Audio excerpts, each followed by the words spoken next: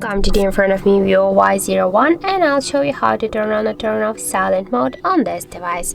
So first you should go into the settings application and then click here on the sound section.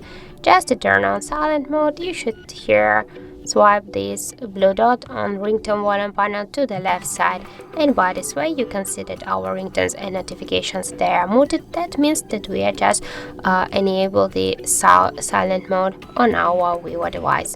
And if you want to turn it off, you should click here on the just hold for a while and drag this blue dot to the right side, and by this way you can unmute the ringtones and notifications, and you will turn off the silent mode. And also just here by press your up or down volume button, you'll see the bell icon here.